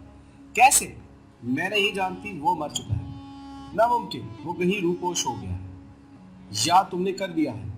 ये सब तुम्हारा खेल है। मुमकिन है साइली ज़ाहिरी भी इस खेल में शामिल है। तुम इंसान नहीं, कोई खबीस रूह हो, लेकिन मैं तुमसे नहीं डरती, बिल्कुल नहीं डरती। मैं उसे चाहते हुए जवान हो गई, उससे मोहब्बत करने लगी, बूढ़ी हो गई, मर गई। तुम इससे मुझे छीन नहीं सकती। तुम्हारे ये अल्फाज मुझे गुस्सा दिलाने के बजाय मेरे दिल में तुम्हारे लिए तर्स पैदा कर रहे हैं। तुम उसे ज़रूर चाहो। उसने उस वक्त तुमसे कहा कि वो मेरे लिए एक बुजुर्ग जैसी हैसियत रखता है। मैंने तुम्हारी बकवास सुनी थी। मैं औरत हूँ, औरत के फ्रेज से वाकिफ हूँ। अरे तुम किस जहान की औरत हो? मैंने हकारत से कहा। वो चूक कर मुझे देखने लगी और सर कर बैठ गई। इब्राहिम बल्गी को कैसे जानती है? तुम्हें बताना जरूरी नहीं समझती। मैं उसे फना कर दूंगी सिर्फ इसलिए कि वो तुमसे ताल्लुक है। बाखुशी ये कारनामा जरूर से अंजाम दो, मेरे जूते को भी फिक्र नहीं। मैंने फौरन कहा, हालांकि दिल लरज गया। वो बेगुनाह इंसान बिला वजह मुसीबत में फंसा, लेकिन इस जरूरी औरत की समझ नहीं आ रही थी। एक लफ्ज़ उसकी हमाकत में बोलती तो सिर्फ मुझे नफरत की वजह से वो वाकई ही कत्ल कर दिया। उसने फौरन कहा, ये तुम्हारी शख्सियत का एक शर्मनाक पहलू है। हालांकि उसने सख्त मार खाने के बाद भी तुम्हारा पता बताया। मुझे इस फजूल बातों में कोई दिलचस्पी नहीं। अब मैं तुम्हारी यहाँ से जाना चाहता हूँ। नहीं रोशन जवाब, शायद मेरी फितरत में बिल्ली के खवास है जो खाती नहीं लड़काती है। मैं नहीं कह सकती इब्ने जमात जला हुआ नगार खाना और खाली इमारत का राज क्या है, लेकिन इसकी मौत यकीन करने को जी नहीं चाहता। नगार खाने में इसकी लाश भी नजर नहीं आई। मैं तसव्वुर कर लेती कि वो मर गया, लेकिन वो जिंदा है। तुम्हारी मेरे वजूद में खाकस्तर। पिछली बार मेरे हाथों ना जाने कैसे बच गई, लेकिन अब तुम जिंदगी की आखिरी घड़ियां गिन रही हो। शायद इस बार तुम नहीं बच सकोगी। इब्ने जमात की रिहाइश गाह पर गई थी। मैंने उसकी धमकी को नज़रअंदाज करके कहा, हाँ, लेकिन मैं नहीं जानती वहाँ जो कुछ हुआ, अलबत्ता वो वहाँ मौजूद नहीं था। मेरी पूरी ज़िंदगी में कभी ऐसा ना हुआ कि वो इस इमारत में मौजूद नहीं। ज़्यादा से ज़्यादा वो अपने निगार खाने में होता था, लेकिन अब वो वहाँ भी कुछ नहीं। इसने क्या नतीजा खस किया? ये तुम्हारा शैतानी चक्कर मालूम होता है। मेरी मौत के बाद तुम क्या करोगे मैं नहीं जानती, लेकिन जब तक जिंदा हूँ उसे चाहती रहूँगी, उसे तलाश करती रहूँगी। मुझे तुमसे हमदर्दी है। एक बात तुम्हें ये गमनाक खबर दे दूँ कि अब वो इस दुनिया में नहीं है। वो क्या था तुम्हें नहीं बताऊँगी तो तुम्हारी समझ में नहीं आएगा। खुद इब्ने जमात इतने अरसे में तुम्हें इस काबिल नहीं समझा कि वो अपने बारे में बता। तुम कोई सनसनीखेज इंकशाफ करके अपनी ज़िंदगी की कुछ लम्हात बढ़ाना चाहती हो, इससे ज़्यादा कुछ नहीं। मगर ऐसा नहीं होगा। मैं पहले तुम्हें रास्ते से हटाऊंगी, इसके बाद सोचूंगी कि मुझे क्या करना है। वो कोच कर उठकर आई। फिर उसने लोगों को आवाज़ दी जो बाहर मौजूद थे, उसे आखिरी कमरे में बंद कर दो। तीनों सफाक इंसानों के अंदर इंसानियत की रिमक भी नहीं थी। उन्होंने सख्ती का कोई मौका नहीं दिया और अपने इस कैद खाने में पहुँच गए। पता नहीं रीमक को उसने ये कैद खाना किस मकसद के लिए बनाया। ज़ाहिर एक कारोबारी औरत, लेकिन जराइम पेशा बंदों की मौजूदगी इसके अहकाम की बंदगी में समझ नहीं आई। बहरहाल ये भी एक मुसीबत मुसल्लम थी। ये दूसरी बात थी कि जहन की गोशों में एतमाद हुई।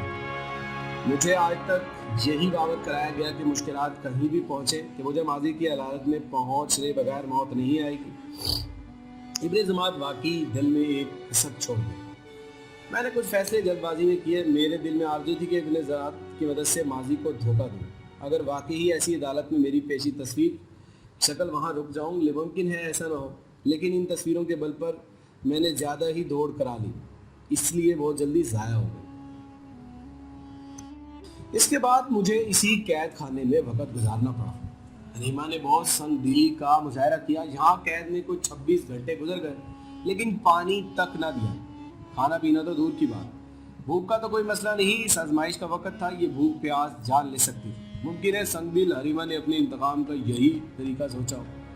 ऐसा लग रहा था 27वां घंटा। बाहर कुछ आहटें हुई, फिर 7 दिन तला की सूरत नजर आई। कुछ खाने पीने की चीजें और पानी की बोतल संभाले हुए। रोशन बीबी ये ले लीजिए, खुदारा जल्दी कीजिए, मैडम आने वाली हैं, मुझे वापस जाना है। ये क्या है साहब? कुछ फल बिस्किट पानी फौरन खा लीजिएगा मेरे सामने। अगर अंगूर के खोशे की टहनियाँ भी बड़ी मिल गई तो मैडम मशकूक हो जाएंगी। ना जाने क्यों इस कदर खूर ख्वार हो गई है। पहले तो कभी ऐसा नहीं हुआ। मेरी उम्र उनके साथ गुजरी। ये सब कुछ तुम लाए हो? हाँ रोशन बीवी। क्यों, जानवर नहीं हूँ मैं?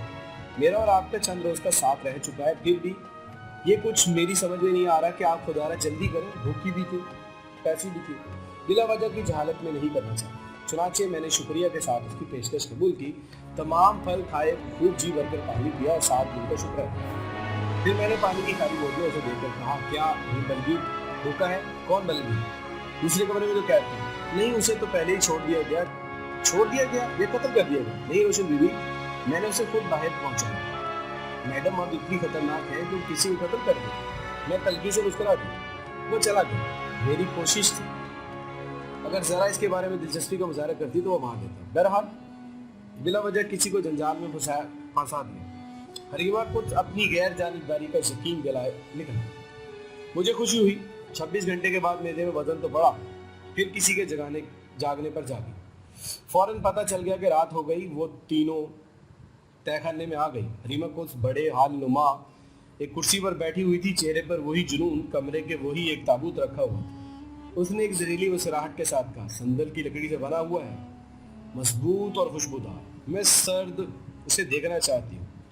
नील की गहराइयों में किसी को ताबूत से तुम्हारा ढांचा मिला, तुम पर तहकीक करके तुम्हें सदियों पुरानी कोई रूह करार दी, तो तुम मुझे नील के सुपुर्द करने का फैसला कर चुकी हो। इस बार तुम नहीं बचोगी, कोशिश करके देख लेना। उसने कहा, तुम जुनूनी औरत हो, सिर्फ दीवानगी में मेरी दुश्मन बन रही हो। अब मैं तुम्हें जो कुछ कहूंगी तुम्हारी हमदर्दी में है। वो खिलखिला कर हंस पड़ी। अचानक अकब से एक आदमी ने मुझे दबोच लिया। बेहद ताकतवर था। मैंने जद्दोजहद की तो दूसरे ने उसमें शिरकत की, तो बेबस करके ताबूत में फेंक दिया। इन लोगों की दरिंदगी तो मुझे पहले ही अंदाजा था। मुझे बुरी तरह ताबूत में ठोस दिया गया। उन्होंने ढक्कन बंद करके इसका कुंडा लगाया। मेरे बदन में सनसनी सी हुई। वाकई नील की गहराइयों में मेरा मदफन हो जाए। तमाम तर पेशीन गोइयां क्या है। बचने का कोई जरिया नजर नहीं आ रहा था। चंद ही लम्हात के बाद ताबूत में धमाके होने लगे। इस ढक्कन को कीलों से जोड़ा जा रहा था। कुछ देर के बाद इस काम से वो फारिग हुए। इसके बाद ताबूत की गुंजिश हुई। मुझे अंदाजा हुआ कि यहाँ ये अंदाजा लगा रही है कि मुझे कहाँ तक ले जा सके। फिर ये पता चला कि वो साहिल ये नील पर आ गई। इसके बाद मुझे स्टीमर पर रख दिया। फिर स्टीमर स्टार्ट हुआ। मेरे पूरे बदन में पसीना उबलना शुरू हुआ। ये मेरी जिंदगी का इबरतनाक इल्जाम। सारी पुरअसरार दास्ताने नील के पानी में फाना होने वाली। कहाँ है मेरा बाप अहमद कमाल? कहाँ है वो अनोखी तहकीक? आकाश बहुत अरसे से सब्र से काम लेती। आकाश एकदम प्रवास करने लगी। वादी रमनास जा पहुंची। हरीमा खुद को ललकारा। मजे तो चखना पड़ेंगे। अब मजा चखो। ऐसे में बाप होते हैं इस कायनात। मौत मुंतखब की मेरे लिए।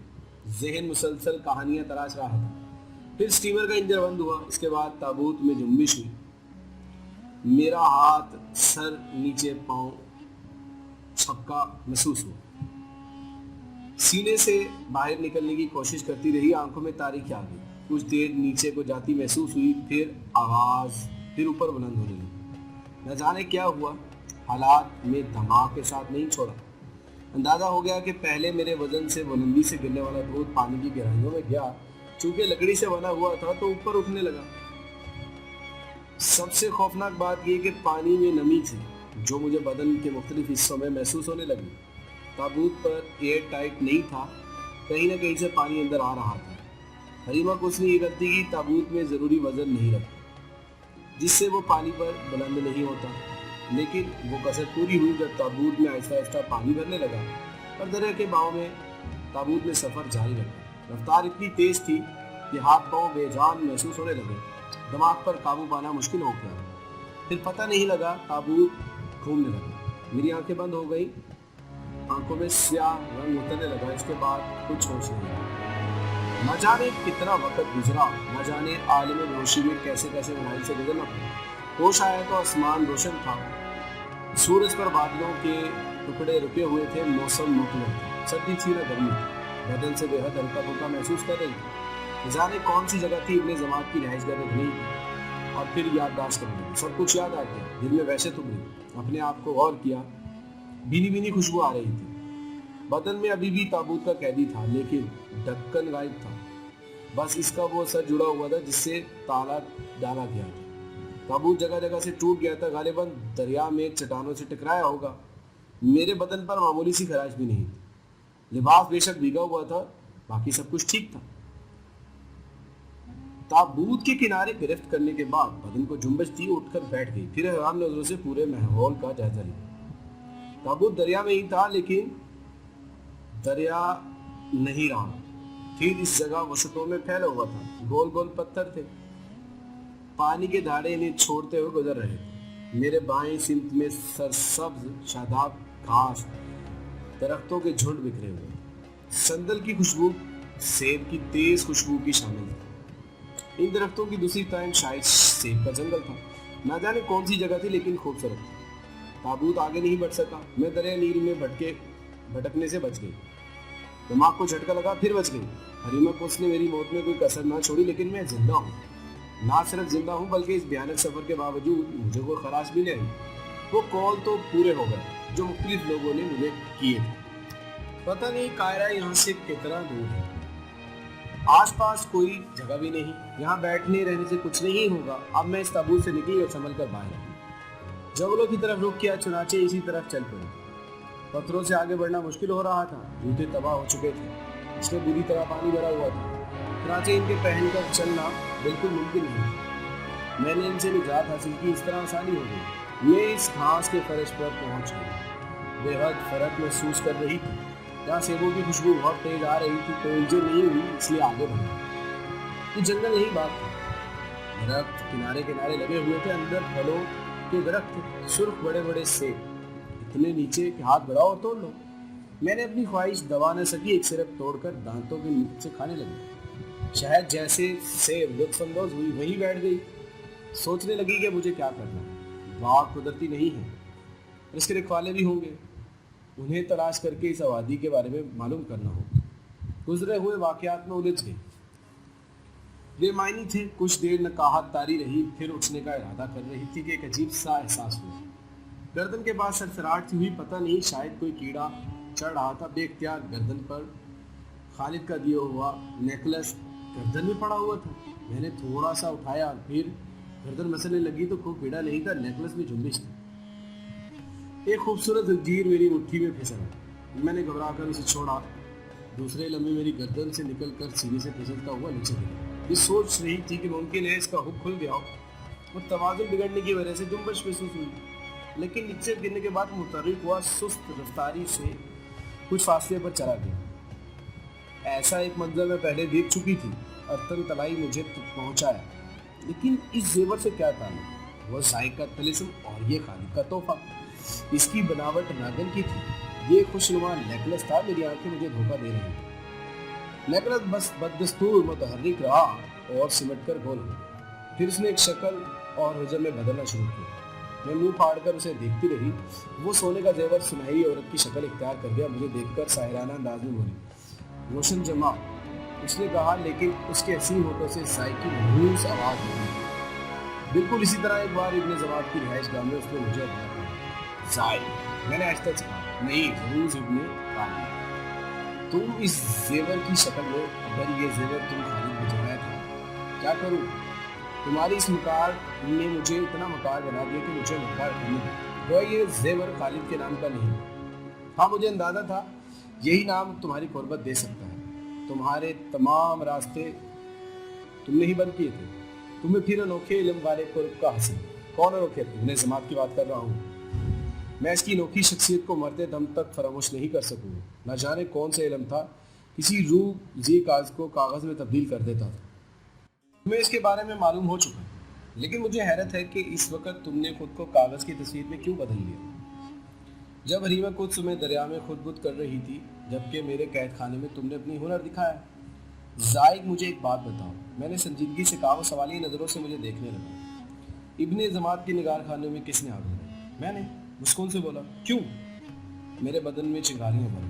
पहली बार मैं नादीदा शख्स शक्ल में उस निगार खाने में दाखिल हुआ। मुझे वो जगह एक अनोखा तस्लीम कदा लगी। इसकी बनाई हुई तस्वीरें जानदार थी। मैंने बड़ा हैरतनाक मंजर देखा। वो तस्वीरें थी, लेकिन जुम्बश करती और हंसती बोलती। उससे मेरी मौजूदगी का इल्म हुआ और मैं वहाँ ज़्यादा देर तक नहीं वक्त गुजार सका। मुझे तजस्सुस हुआ कि इब्ने ज़मात के बारे में ये क्या है। لیکن تمہاری قربت پہلی بار مجھے خطرناک محسوس ہوئی۔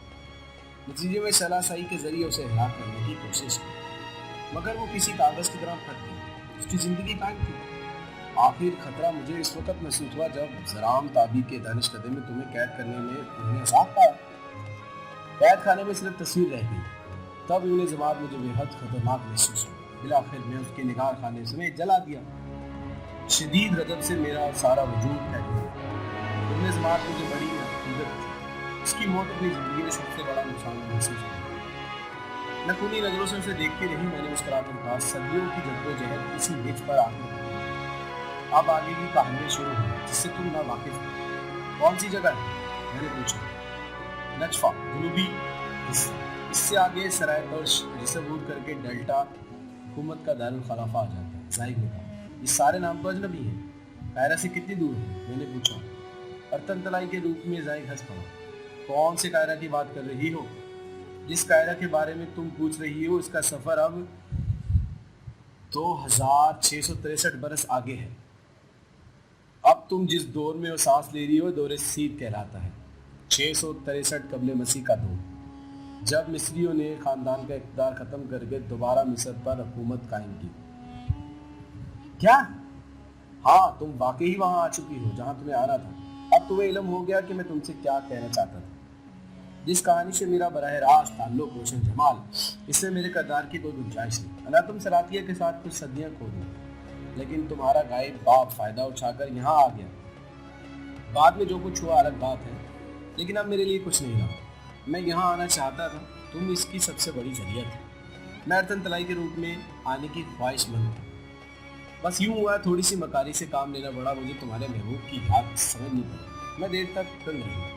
زائد کی بات پر یقین نہیں آ رہا تھا، یہ واقعی ہی ہزاروں سال قبل کی سرزمین ہے۔ کیا یہ ماحول سینکڑوں صدیوں کا ماحول محسوس ہوتا ہے؟ کیا مجھے ان صدیوں میں پرانی لوگوں کو سامنا کرنا پڑے گا جو اب تاریخ کا حصہ ہے؟ دل پر عجیب سی وحشت تاریخ ہے۔ زائد پر شدید غصہ تھا، وہ قاتل تھا، شیطان تھا۔ اس وقت واحد کردار تھا جو میرا تعلق نہیں چکا۔ تھوڑا سا رویہ بدلنا ہو۔ میں نے وہ مشکل خود کو سنبھالا اور پھر نرم لہجے سے بولی، جو کچھ تم کہہ رہے ہو وہ سچ ہے زائد۔ اب دیر کا ہے، حالات خود تصدیق کر دیں گے۔ اب تم کیا کرو گے؟ بہت کچھ کرنا ہوگا، نہ جانے کیا کرو۔ میری کاوشوں کا صلہ ایک حد تک مل گیا۔ مجھے کیا کرنا ہے؟ جو کرنا چاہتی ہو تم نے کیا کرنا ہے؟ جواب کیا کرو گے؟ تم اسی شکل میں رہو گے؟ کون جانے کیا ہوگا؟ تمہاری خواہش پوری ہوگی زائد۔ تم نے اپنی منزل پا لی، میری مدد کرو، میں تنہا ہوں، کچھ نہیں جانتی، میں پریشان ہوں، میری سمجھ میں کچھ نہیں آتا، میرا ساتھ دو۔ صد افسوس تم نے مجھ سے کبھی تعاون نہیں کیا۔ میں نے جو کچھ کیا اپنے بل پر کیا۔ اب میں تعاون نہیں کرتا، انکار کر رہا ہوں۔ بس یوں میرے لیے اجنبی جگہ ہے، ماحول سے واقفیت نہیں۔ پھر اپنا کوئی مقام بناؤ، ایک جھلک کے لیے میری روح افزا ہو، جیسے تمہارے باپ نے مجھ سے چھین لیا۔ میری جدوجہد اب بھی طوفانی حیثیت رکھتی ہے، نہ جانے کیا کیا کرنا پڑے مجھے۔ اچھا بس اب اجازت دو۔ وہ سنہری عورت کھڑی ہو گئی۔ میں نے چکلا کر کہا، یہ بات ہے، اس منزل تک آ کر تمہارا کوئی احسان لینا پڑا۔ میں جلتی ہوئی نگاہوں سے اسے دیکھتی رہی۔ اس سنہری عورت نے زائد کی آواز میں کہا لگایا، پھر ایک جانب چل پڑی۔ دل چاہا کہ ایک وزنی پتھر اٹھا کر اس کے سر پر دے ماروں، اس کا سارا وجود پاش پاش کر دوں۔ بدبخت ایک بہت بڑے شخص کو فنا کر دیا، لیکن اپنی مشکلات میں اضافہ نہیں کرنا چاہتی تھی۔ انتشاب و محروس کر گیا تھا۔ درست یہ دنیا کا سب سے بڑا عجوبہ تھا کہ زیرو صدیوں کے فاصلے طے کر کر ماضی میں لوٹا۔ ماضی کے کردار آنکھوں کے سامنے اجاگر ہو جائیں، بذات خود ایک حیرتناک داستان ہے۔ جدید کی سائنس نے ٹائم مشین کا فارمولہ پیش کیا، لیکن وہ بھی فینسی حدود میں۔ جس طرح کسی چاند پر پہلے آدمی کا تصور سمجھا جاتا تھا، اس طرح ٹائم مشین کی کہانیاں بھی شکل میں موجود تھی، لیکن اس لمحے جو سائنس دانوں کے دماغ میں موجود تھا وہ یہاں تک پہنچنے کا درہ نیل میں بہتا ہوا ایک تابوت پر، جو کچھ سچ تھا۔ میں سجدہ رہ گئی، جب واقعی میں زمانے قدیم کی مصر میں ہوں، اس پر فرعونوں کی حکومت پتہ نہیں کہ برسرار حقیقت کیا ہے۔ ایک جیتتا جاگتا انسان جو وقت گزار سمجھ میں نہیں آتا۔ پریشانی کو محسوس کر رہی تھی، اب مجھ پر مسلم ہونے والا کیا ہے؟ زیادہ سے زیادہ کیا ہو سکتا ہے، لیکن بے بسی کی انتہا بنا خیر اعتماد ہوگی۔ تب انسان یہ سوچ لے کر جو ہو رہا ہے ہو جائے گا، مشکل ٹل جائے گی، دیکھتے ہیں کیا ہوتا ہے۔ پھر اندر کی ایک پتلی کیفیت بیدار ہوئی. میری زندگی کے تمام طور اثرات واقعات کتنی ہی بار میرے اندر کیفیت بیدار کر چکے. کوکونک آئیڈ لینڈ مصیبتوں سے گزرتے ہوئے میرے اندر پتھریلا بن پیدا کیا. مختلف مراحل سے گزر کر اب ان واقعات کے لیے بھی تیار ہوں. جو میرے حق میں ہوگا بہتر ہوگا. اس سے زیادہ زندگی کی سانسیں برقرار رکھ سکیں. موت سے پہلے مرنے کا کیا فائدہ. اس کا اگلا پارٹ سننے کے لیے ہمارے چینل کو ضرور سبسکرائب کریں, ضرور شیئر کریں. اردو آڈیو بک سننے کا شکریہ. Never forget to follow on Facebook, Instagram and Twitter. اللہ حافظ.